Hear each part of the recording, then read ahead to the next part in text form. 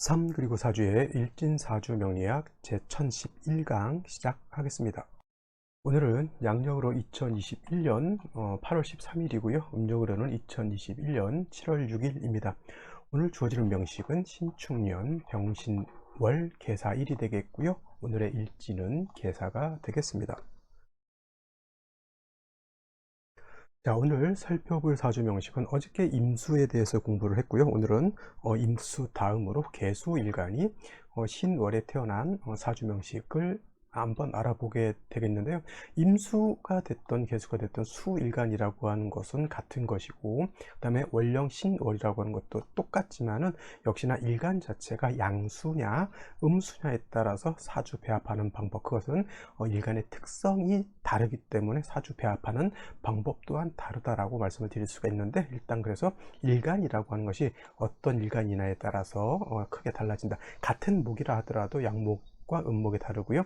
같은 화라고 하더라도 양화와 음화가 다르고, 토도 양토 음토가 다르고, 금도 양금과 양금과 음금이 다르고, 수도 양수와 음수가 다르죠. 그래서 그 다른 일간에 따라서 원령이 같다 하더라도 사주의 배합은 기본적으로 달라질 수 있다라고 하는 것이 사주 명리학을 사주를 감명하는 기본 방침이고 원칙이죠. 그래서 일간을 아는 것이 중요하다. 오늘은 계수 일간이요, 이 주인공이 되는 것이고요. 어저께는 임수일간에 대해서 공부를 했는데 똑같은 수라고 볼 수가 있습니다. 임수도 수가 되고요, 계수도 수가 되는 것인데, 어저께 공부했던 임수라고 하는 것은 제가 양에 해당이 되는 수라고 말씀을 드렸고, 오늘 공부하게 되는 계수라고 하는 것은 음에 해당이 되는 수가 됩니다. 하나는 양수, 하나는 음수, 이렇게 표현이 되게 되는데, 각각 그 성격이 다르니까 양과 음으로 구분하게 되죠. 자, 양수라고 하는 것, 어저께 임수는 뭐라고 했습니까? 대해수라고 표현을 했습니다. 양이라고 하는 개념은 남자 같은 개념, 음이라고 하는 개념은 여자 같은 개념이라고 했죠.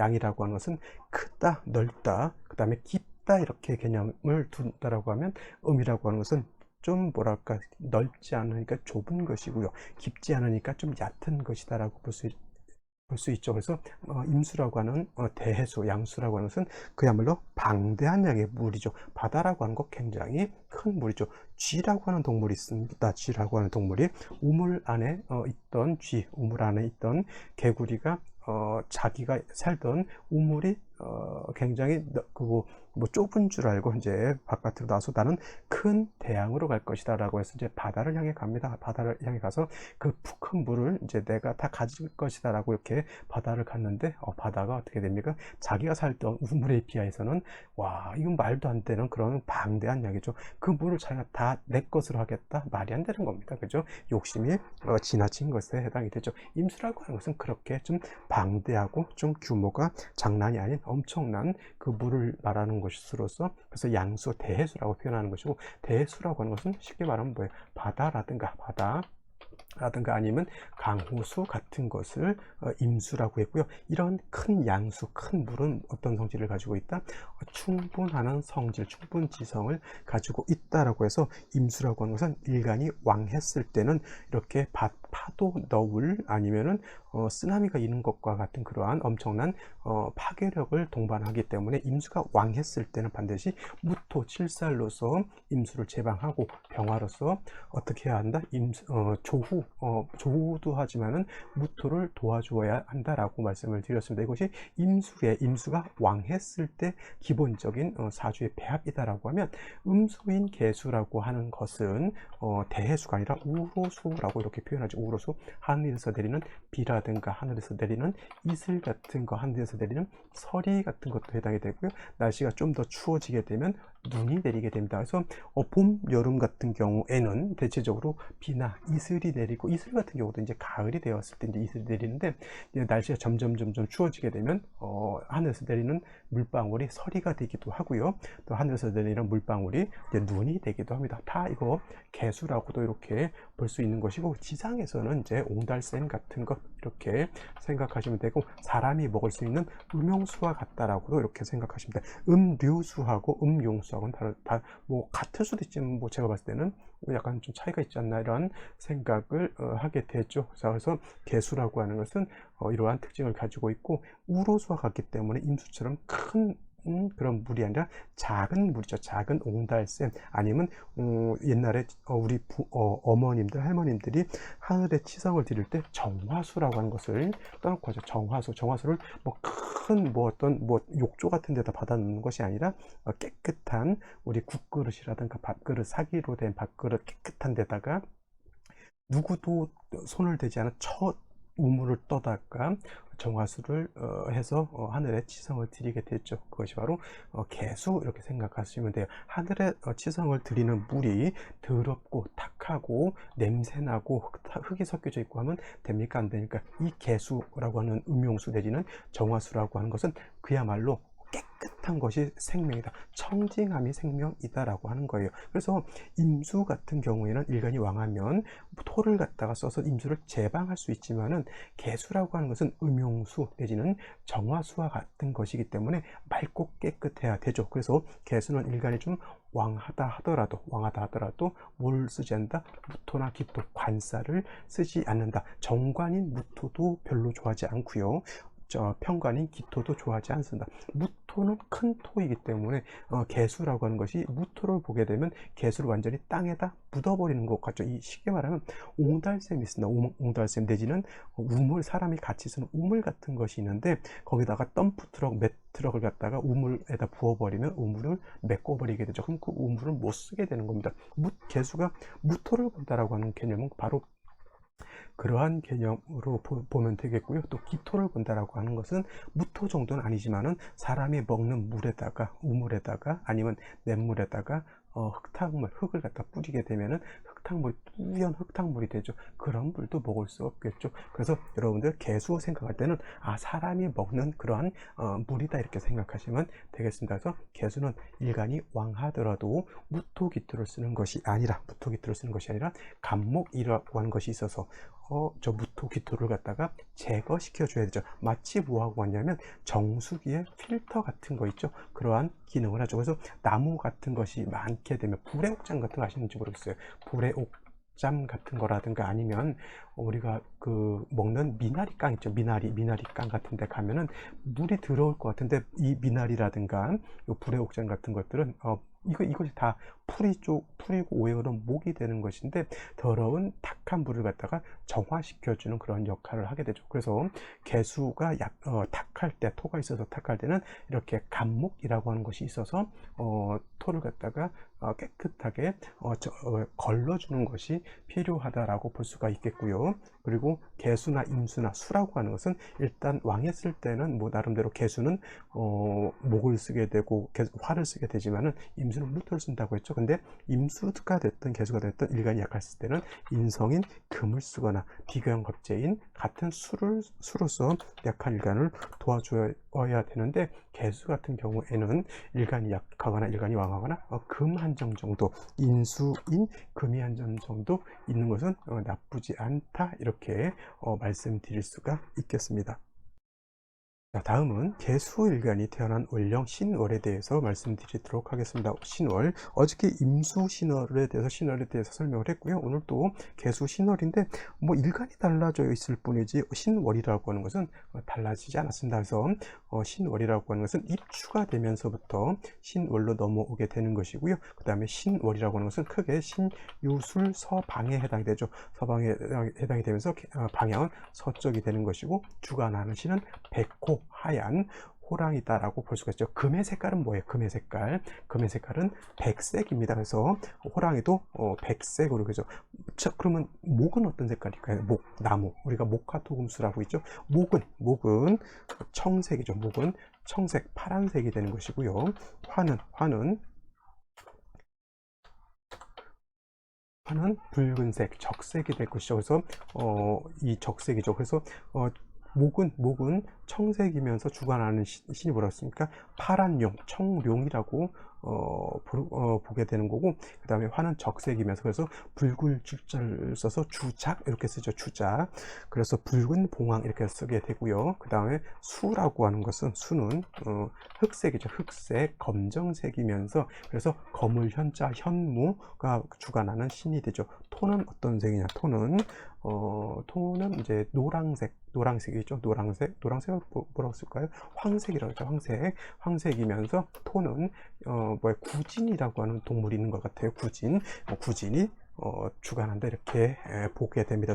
그리고 금이라고 하는 것은 서쪽을 뜻하면서 백호 흰색을 주관하게 되죠. 이런 이제 처음 명리를 배울 때 기본적인 어떤 지식 차원의 기본적인 이론 것으로서 이렇게 보는데, 사주를 볼 때 솔직히 말로 이거 가지고 크게 뭐 응용하지는 않습니다. 색깔 같은 거는 응용할 수가 있어요. 금이 용신인 사람들은 주로 뭐 옷을 입을 때 뭐 백색을 입는다. 뭐 목이 용신인 사람은 파란색을 입는다. 화가 용신인 사람은 적색을 입는다. 근데 목화가 같이 필요한 사람은 파란색과 빨간색만 입어야 되나요? 그렇지 않죠. 어차피 청색과 적색을 입는다고 하면 두 개를 합치면 보라색도 될 수가 있고, 또 파란색과 적색을 합칠 때 빨간색 쪽으로 좀을 많이 넣으면은 뭐 검은색 비슷한 빨간색이 될 수도 있는 것이고, 그 다음에 청색 쪽으로 좀 한다면 약간 붉은 빛이 도는 파란색이 될 수도 있는 거죠. 이거는 농도를 어느 쪽으로 하느냐에 따라서 달라질 수가 있는 것입니다. 그래서 무조건 목이 용신이니까 파란색만 입는다. 그러면 목이 용신인 사람은 반스도 빨간색, 난닝구도 빨간색, 바지도 파란색, 올 모두 파란색, 머리 염색도 파란색, 넥타이도 파란색. 그건 말이 안 되죠. 그냥 파랭이가 되는 거고요. 그럼 예를 들어서 또 빨간색, 화가 용신인 사람, 반스도 빨간색, 바지도 빨간색, 구두도 빨간색, 머리도 빨갛게 염색하면 뭐가 됩니까? 네, 빨갱이가 되는 것이죠. 네, 그렇게 보지 마시고요. 서로 색깔이라고 하는 것은 융통성 있게 이것저것 섞어서 생각할 수도 있다. 그래서 목화 토금수라고 하는 것이 목은 아까 말했던 파란색, 화는 빨간색, 수는 검정색, 그 다음에 토는 황색, 노란색, 금은 흰색이지만 5가지 색깔이지만 이 색깔을 섞어보잖아요. 섞어보면 다 각양각색의 여러가지 색깔이 나타날 수 있죠. 빛의 삼원색이라고 하는 것이 있고, 뭐 색의 삼원색이라고 하는 것이 있는데, 이 3가지 색깔을 어떻게 좋아하느냐에 따라서 엄청난 색깔로 만들어낼 수 있는 거하고 똑같습니다. 그래서 너무 고정되게 생각하지 마시기 바라고요. 신월이라고 하는 것은 입추가 되었기 때문에, 입추라고 하는 것은 가을로 들어간다라고 하는 뜻이죠. 그래서 신월은 초추라고 합니다. 초가을이라고 하는 뜻이고, 기후 자체는 매우 서늘하면서 경우에 따라서 금수가 많아지게 되면 한습해질 수가 있겠고, 금만 좀 많다 하면 그냥 습하지는 않지만 그래도 서늘한 그런 기후이면서 신유술은 모두 기본적으로 금이 왕한 금왕절이다라고 보실 수 있겠습니다. 물론 신유월이 특히 금이 왕한 계절이고요. 수월 같은 경우는 토가 왕한 계절이지만, 수월 같은 경우에도 금이 여러 가지가 있다라고 하면 어차피 토라고 하는 것은 금을 생하는 역할을 하기 때문에 금이 왕한 걸로 볼 수가 있습니다. 그래서 신월 같은 경우 금왕절입니다. 그래서 어저께 임수가 신월에 태어났을 때도 제가 어떤 말을 했냐면 모왕자상하다 그랬어요. 모왕자상하다라고 말씀을 드렸죠. 모왕자상이라고 하는 것은 어머니도, 어미 못자 모왕, 어머니도 왕하고 자식도 같이 왕하다라고 하는 뜻이죠. 어저께 임수가 일간이었을 때 임수도 신월에 태어나면 왕한데, 금이라고 하는 것은 일간 수를 생해지는 역할을 하기 때문에 금수가 모두 왕하니까 왕자상이 되는 것이고, 개수도 마찬가지로 신월에 태어나게 되면 개수도 신에 통근할 수 있겠고요. 또 신월은 금이 왕해서 수를 생해주기 때문에 똑같이 모왕자상한 그런 사주가 되는데, 개수라고 하는 것이 임수하고는 달라서 어저께 임수 같은 경우는 신월에 태어나게 되면 임수가 왕하기 때문에 뭘 쓴다? 무토를 쓴다라고 제가 말씀을 드렸지만, 오늘 같은 경우는 같은 신월이라 하더라도 일간 자체가 임수가 아니라 개수이기 때문에, 개수는 왕에도 토를 쓰는 것보다는 뭐를 쓴다? 목화를 쓰는 것이 더 타당하다라고 볼 수가 있는데, 중요한 건 뭐냐면, 임수도 뭐 그럴 수도 있겠지만 특히 개수 같은 경우는 왕하다 하더라도 어떤 수예요? 작은 물이죠. 작은 물. 이런 작은 물을 갖다가 큰 금이 생하게 되면 금다수탁이 될 수도 있어요. 금다수탁이라고 하는 것은 뭐냐면, 금이 수를 생하지만, 금생수하지만 금이 너무 많아지게 되면은 수를 생하는 것이 아니라 수를 오히려 탁하게 만든다라고 하는 겁니다. 여러분들 바위 덩어리가 이렇게 금이 술을 생한다. 금이라고 하는 거를 바위로 볼 수도 있지만은 이 바위가 너무 많게 되면 오히려 물이 흘러가는 것을 막아버릴 수도 있죠. 이끼가 끼면은 물이 탁해질 수도 있겠죠. 그런 것이 바로 금다수탁이죠. 금이 많으면 많을수록 술을 생하는 것이 뭐 엄청 좋을 것 같지만 임수 같은 거는 모르겠지만 개수 같은 경우는 작은 옹다수인 것 같기 때문에 금이 많으면 오히려 술을 생하는 것이 막히게 되거나 아니면 수가 탁해진다라고 하는 거예요. 그래서 이렇게 금다수탁이 되게 되면은 반드시 뭐냐면 금이 많은 것이 문제가 되는 거거든요. 금이 너무 많기 때문에 수가 탁해지는 것이 금다수탁이죠. 그러면 많은 금을 갖다가 통제시켜 주는 것이 필요합니다. 그래서 신월의 개수라고 하는 것은 물론 뭐 조우라고 하는 개념도 있을 수는 있겠지만은 정화를 취용해서 금이 너무 많아지는 것을 통제하는 것이 필요해요. 그래서 신월에 이 정화가 있게 되면 이 정화가 금을 갖다가 이렇게 통제하게 되죠. 인성이 너무 많아서 금이 탁해지는 것을 재성인화로서 금을 갖다 억제시켜 주는 거죠. 이것이 어떤 개념이냐면 용제 파인이라고 하는 그런 개념입니다. 이게 뭐 이걸 다른 사람들이 뭐냐면 재극인이라고 하는 표현을 많이 쓰죠. 재극인. 이 정화라고 하는 것은 개수 입장에서 재성이 되는 것이고 신금이라고 하는 월지에 있는 신금은 인성인 것인데 재성이 인성을 극하게 돼 있기 때문에 이걸 재극인이라고 하는데 재극인을 사람들이 대체적으로 좋지 못한 것, 안 좋은 것이라고 이렇게 알고 있는 분들이 있는데 재극인도 두 가지로 볼 수가 있어요. 이렇게 용제파인하는 재극인이 있는가 하면 내지는 반대로 탐제파인하는 그러한 재극인도 있습니다. 그래서 이렇게 재극인 한다 하더라도 용제파인하는 재극인은 이거는 어떻다? 이거는 좋은 것이 되는 것이고요. 반대로 탐제파인하는 재극인은 이거는 나쁜 것이 된다. 그래서 무조건 재극인이라고 해서 이것을 나쁘게 볼 것이 아니라 이것이 용제파인에서 재성이 나한테 좋게 작용하면 이건 좋은 것이 되는 것이지만 탐제파인에서 재성이 나한테 나쁘게 작용하는 것은 이거는 안 좋은 것이다. 이렇게 구분해서 알아두는 것이 어떻다? 필요하다. 무조건 재극인이라고 해서 나쁜 것은 아니고요. 특히나 개수가 신월에 태어나서 정화를 쓰는 재극인은 용제파인이라고 해서 이거는 좋은 개념. 금이 너무 왕한 것을 재성이 통제시켜 주는 것이죠. 어머니가 너무 왕하게 되면 어떻게 됩니까? 아버지가 어머니 같다. 야, 애기 너무 이렇게 치마 폼에 안아가지고 이렇게 마마보이처럼 키우면 안 돼 하는 것이 바로 용제파인이 되는 겁니다. 아시겠죠? 그래서 개수가 신월에 태어났을 때는 정화를 가지고 이렇게 금을 억제시켜 주는 것이 필요한데 정화는 항상 정화가 금을 갖다 통제할 때는 정화만 있어서는 안 되고 또 뭐가 필요하다? 반드시 정화는 간목이라고 하는 것이 있어서 정화를 생조해 주는 것이 필요한 것이 된다. 그래서 다시 원칙으로 오게 되면 개수라고 하는 것은 일간이 왕하다 하더라도 토를 쓰지 않고 뭘 쓴다 그랬습니까? 그렇죠. 식신상관 내지는 재성을 쓴다. 결국은 제가 말씀드렸던 것처럼 이렇게 상관 재성을 이렇게 쓰게 됩니다. 그죠? 결국은 물론 무토가 있으면 좋을 거예요. 나쁠 거예요. 개수 자체를 탁하게 만들기 때문에 이건 결코 좋지 못하고요. 정리를 하자면 신월의 개수는 정화로서 신금을 억제시켜 주고요. 간목으로서 정화를 생조해 주면 된다. 간목이 있으면 이제 왕한 수를 간목이 설해서 그 목을 다시 정화를 생조해 주니까 물론 용제파인도 되겠지만 이거는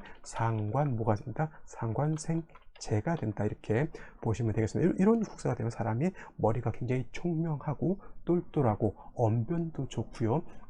굉장히 말을 조리 있게 잘하면서 이렇게 나중에 이렇게 사주가 짜여져 있게 되면 나중에 교수라든가 설단생급이라고 해서 말로써 돈을 벌어먹는 그런 사람이 될 수도 있고요. 또 작게는 이제 교직 같은 데 있지만 좀 크게는 큰 대석학 같은 거죠. 대교수 이런 사람들을 또 통솔하고 지도할 수 있는 지도자도 될 수가 있습니다. 자, 그래서 정리하면 신월의 개수는 정화, 간목, 병화보다 금을 여러분들 정화하고 왜 병화 안 됩니까? 라고 물어볼 수도 있어서 내가 말씀을 드리는데 병화는 안 됩니까? 라는데 이거는 금이 너무 많아져서 술을 탁하게 만들 우려가 있기 때문에 금을 억제하는 용도가 되겠고요. 신월 같은 경우에는 그렇게까지 뭐 조후의 어떤 용도가 그렇게 크진 않습니다. 그래서 굳이 병화까지 있을 필요는 없고요. 정화가 있으면서 그냥 이렇게 금만 억제해 준다 하더라도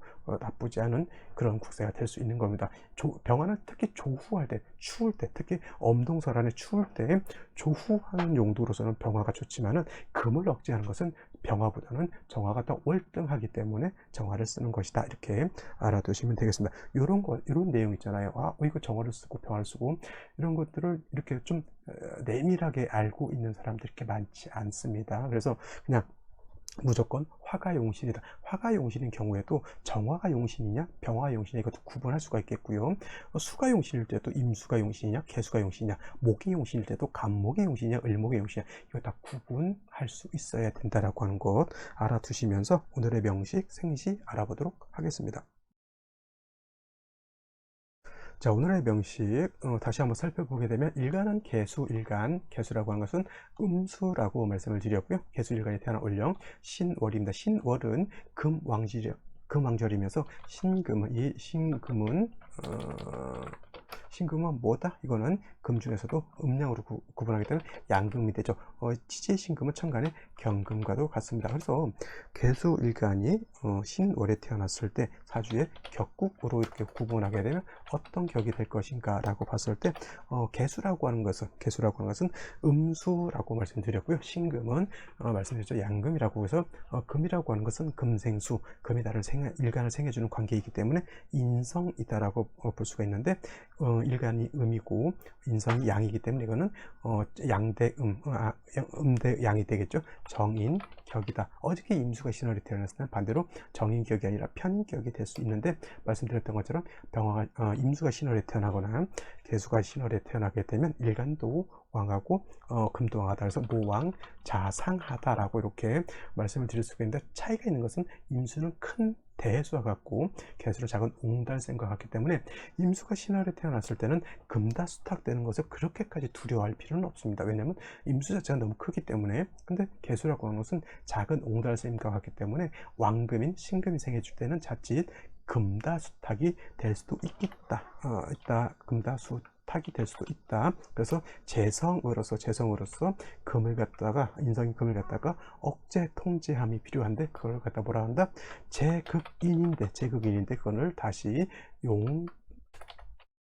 용제파인이다라고 제가 말씀을 드렸고, 그래서 정화라고 하는 것, 그 다음에 간목이라고 하는 것을 신월에 개수를 쓴다.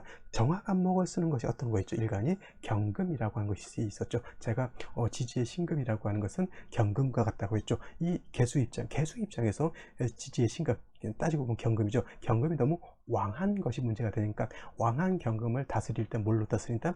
정화로 다스리는 거고, 정화가 약할 때는 간목으로서 보호해준다. 똑같은 이치죠. 이런 이치들이 다르지 않습니다. 똑같습니다.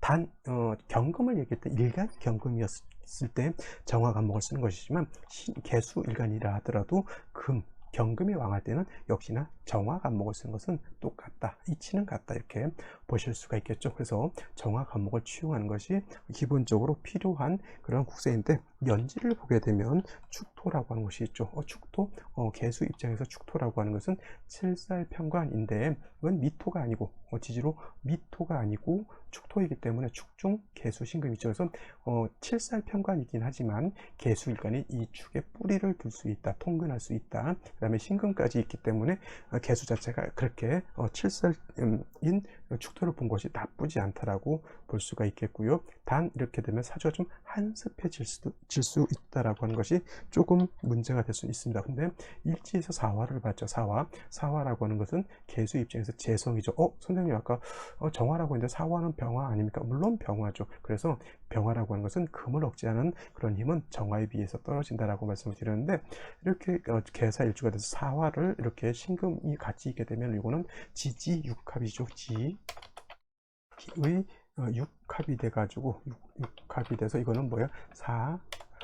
사신합수가 되죠. 어떤 사람은 이걸 사신형으로 이렇게 볼 수도 있다라고 하는데, 물론 이제 사진형도 되고 사진합도 되는 걸로 볼 수 있지만, 그냥 여러분들 사진형까지는 너무 신경 쓸 필요 없고요. 그냥 사진합수 된다 이런 정도 일단 기본적으로 알아두시는 것이 더 좋습니다. 그래서 사화를 봐서 금을 통제하고 조우할 수 있을 것 같았는데, 신금을 봐서 사진합하게 되니까 오히려 금수의 기운이 더 강해지게 되고 화의 기운은 매우 약해진다라고 볼 수가 있겠죠. 특히나 또 월간에 이렇게 병화가 투출되어 있죠. 이 병화가 뿌리를 둘 수 있는 것은 어디죠? 이 일지에 있는 사화의 뿌리를 둔 병화죠. 아니면 사중에 있는 병화, 지장간 병화가 투출된 걸로 볼 수가 있지만, 이 병화도 역시나 뭐가 문제입니까? 연간에 신금이 있어서 이것도 병신합하고 사신합한다. 근데 병신합수는 되지 않지만은 사신합수는 수의 기운이 많아진다라고 이렇게 볼 수가 있게 되겠죠. 어떤 사람들은 이제 개수는 아니더라도 사신합수가 돼서 수가 왕해지게 되면은 병신합이 안 된다라고도 볼 수 있지만, 이거는 좀 냉정하게 병신합에서 수가 되지는 않지만은 이거는 병화가 기반된다. 신금하고 서로 합판을 하고 묶여서 일을 하지 않는다 이렇게 생각하시면 되겠고요. 역시나 신월의 개수가 금수가 화가 2점이 있는데도 오히려 금수가 더 왕한 그런 기운을 가지고 있다 이렇게 볼 수가 있는 거죠. 그러면 생신은 어떤 생신을 얻어야 할까 한번 알아보도록 하겠습니다. 자, 생시를 보도록 하겠습니다. 제일 먼저 임자시가 되겠죠. 임자시가 이렇게 되게 되면은 사화가 있다 하더라도 사신합수가 되고요. 병화가 있다 하더라도 이 병화는 신금에 묶여 있기 때문에 병화로서 역할을 크게 하지 못하는 중에 다시 자수의 뿌리를 둔 임수를 얻게 되죠. 생시에서 이거는 수가 굉장히 왕한 그런 것에 되겠죠. 어떤 경우에는 어떻게 보면은 신월의 개수일간이라 하더라도 임수가 다시 자의 뿌리를 두게 되면은 이거는 무토로서 제방해도 크게 나쁘진 않소. 선생님, 개수는 무토 안 쓴다면서요? 물론 개수만 놓고 봤을 때는 무토를 쓰지 않지만은 이렇게 수가 왕해졌을 때 양간인 임수가 투출했다라고 하면, 투출되지 않았을 때는 무토를 쓰지 않습니다. 근데 이렇게 임수가 투출하게 되면 무토를 쓸 수도 있다라고 보는데, 사신합수했기 때문에 사중무토를 쓰기는 좀 어려울 것 같고요. 이런 경우에는 그냥 운에서 목화운으로 가는 것이 조금 더 낫겠고, 금수운으로 가게 되면 조후라든가 이런 것이 좀 어려워질 수 있습니다. 그래서 만약에 임자시였다, 이거는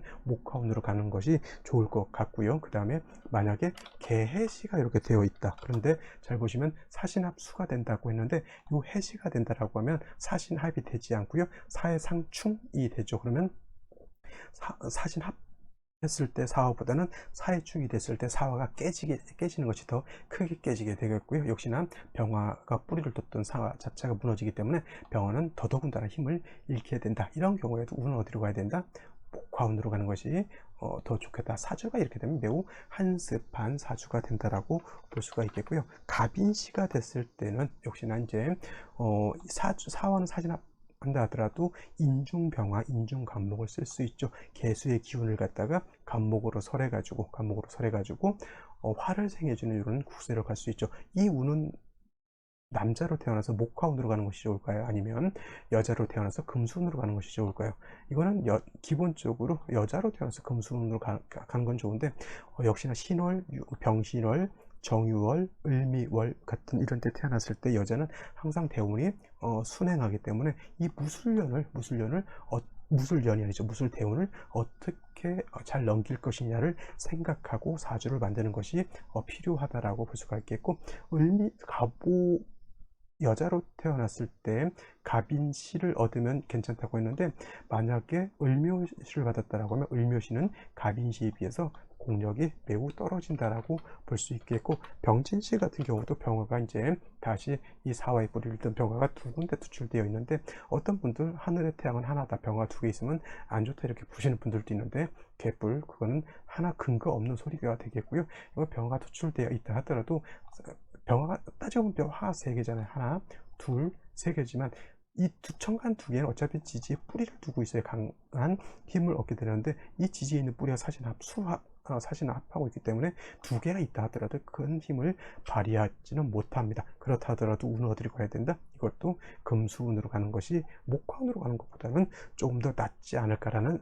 생각이 들게 되고요. 근데 개수 입장에서 제가 아까 말씀드렸던 것처럼 무토기토를 보는 것을 제가 그닥 좋아하지 않는다고 말씀드렸죠. 그래서 무오시가 되는 것, 이건 좋지 못하죠. 이 무토라고 하는 것은 물론 신월의 무토이긴 하지만 사화, 오화, 연지, 축토에까지 뿌리를 둔 무토이기 때문에 굉장히 왕한 토입니다. 당연히 개수를 갖다가 매몰시킬 수 있는 그 정도의 힘은 가지고 있게 되겠고요. 김희씨 마찬가지로 개수를 매몰까지는 아니더라도 개수를 파극해서 탁하게 만들 수 있는 힘을 가지고 있다, 이렇게 보실 수가 있겠고, 경신시 내지는 신유시, 이 두 생시가 됐을 때는 사실합수 다시 또 되고요.